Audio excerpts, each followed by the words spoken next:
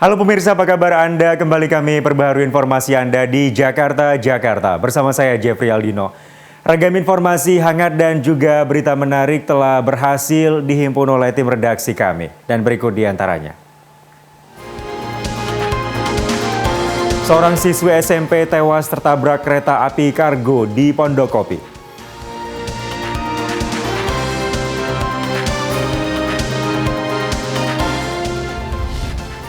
Hujan deras picu genangan setinggi 40 cm di Jalan Bujana Tirta Raya, Pulau Gadung.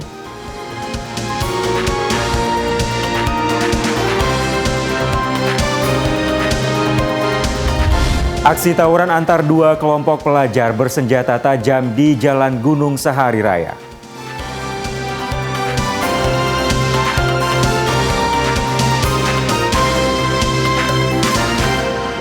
Dan pemirsa, inilah Jakarta, Jakarta selengkapnya.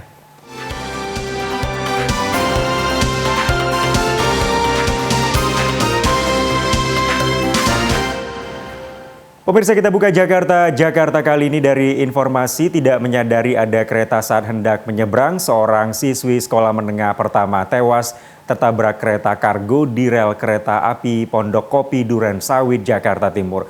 Warga sempat meneriaki korban, namun diduga peringatan ini tidak terdengar korban.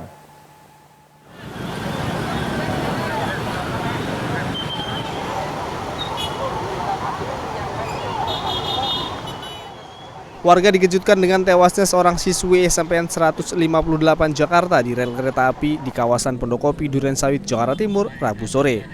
Korban tewas tertabrak kereta kargo yang melaju dari arah Jakarta menuju Jawa. Kejadian berawal saat korban tengah berdiri untuk menunggu kereta yang tengah melintas dari arah Bekasi menuju Jakarta. Naas, korban tak menyadari bahwa dari arah sebaliknya juga ada kereta kargo yang melintas. Sejumlah warga sempat meneriaki korban agar menjauh dari rel kereta, namun korban rupanya tak mendengar saat diteriaki warga.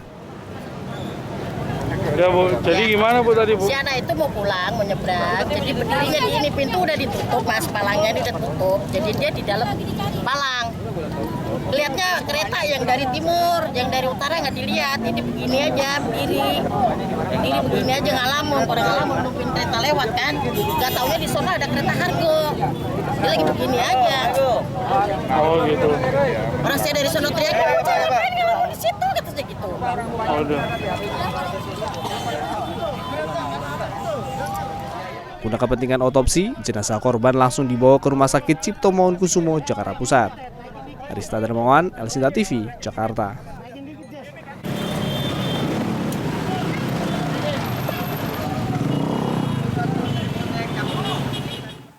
Pemirsa, sebuah sepeda motor box terbakar saat melaju di ruas Jalan Boulevard Raya, Kelapa Gading, Jakarta Utara. Api diduga dipicu hubungan pendek arus listrik pada bagian mesin kendaraan.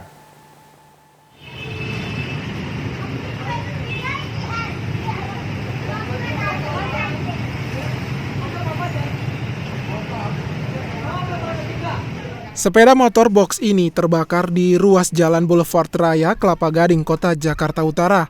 Kobaran api yang terus membesar membuat sang pemilik memilih menyelamatkan diri dengan meninggalkan motornya di pinggir jalan. Petugas penanggulangan kebakaran dan penyelamatan yang tiba di lokasi langsung berusaha menyemprotkan air ke sejumlah titik api. Peristiwa bermula saat sepeda motor box pengangkut kandang hewan yang melaju di Jalan Boulevard Raya menuju Bundaran Kelapa Gading tiba-tiba mogok. Tak lama berselang muncul percikan api di bagian mesin yang disertai suara ledakan. Kobaran api kemudian membesar dan membakar kendaraan hingga hangus. Terus setelah itu ditelepon sama orang itunya, orang Lazada sama orang itu ya. Terus kejadiannya nggak tahu konslet apa gimana, meledak motornya. Apa dengar suara ledakan di situ Bang? Iya, agak dikit sih suaranya, tapi meledak dikit. Mungkin tangkinya yang meledak. Kasus kebakaran sepeda motor box ini ditangani Polsek Metro Kelapa Gading, Jakarta Utara. Dari Jakarta, kontributor Elsinta TV.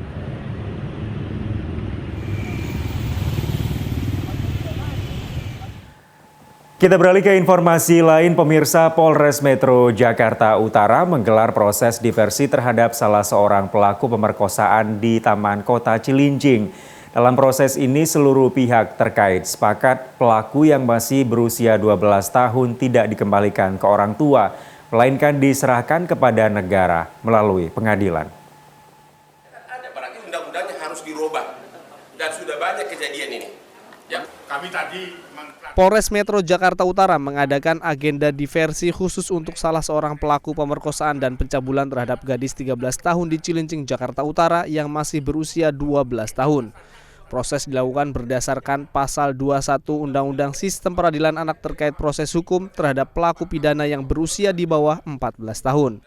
Agenda ini dihadiri oleh Komnas Perlindungan Anak, Lembaga Perlindungan Anak Indonesia, praktisi hukum dan juga keluarga korban. Usai pertemuan, semua pihak sepakat untuk tidak mengembalikan AR ke orang tuanya karena perbuatan pidananya terhadap korban yang berusia 13 tahun. Sedangkan 3 pelaku lainnya yang berusia 14 tahun tetap akan dilanjutkan ke pengadilan dan mereka saat ini dititipkan di Panti Sosial Cipayung, Jakarta Timur.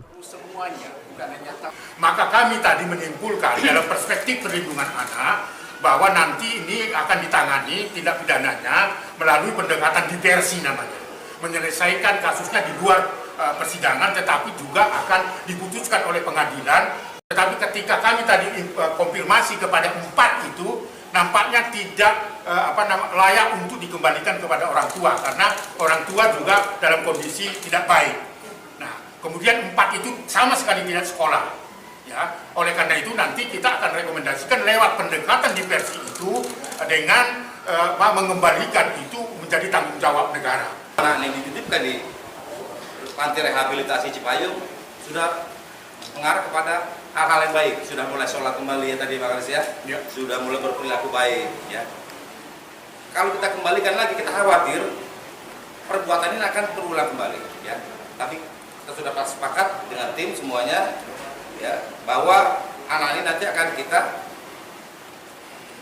berikan pelatihan pendidikan dasar pembinaan selama 6 bulan dan nanti hasil kesepakatan kita ini akan kita ajukan ke pengadilan untuk mendapatkan ketetapan. Proses hukum jalan. Kakak korban yang hadir dalam agenda diversi ini mengungkapkan kondisi adiknya yang masih mengalami trauma. Ya.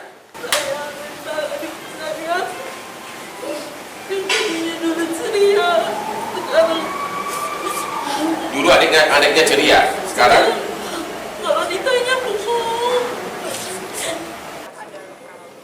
Kini korban pemerkosaan yang dilakukan oleh 4 orang anak laki-laki di Taman Kota Cilincing masih dalam pengawasan dari P2TP2A. Yan Rahmat, Elsinta TV, Jakarta. Pemirsa, usai jeda Jakarta akan hadir kembali dengan ragam informasi menarik lainnya. Tetaplah bersama kami.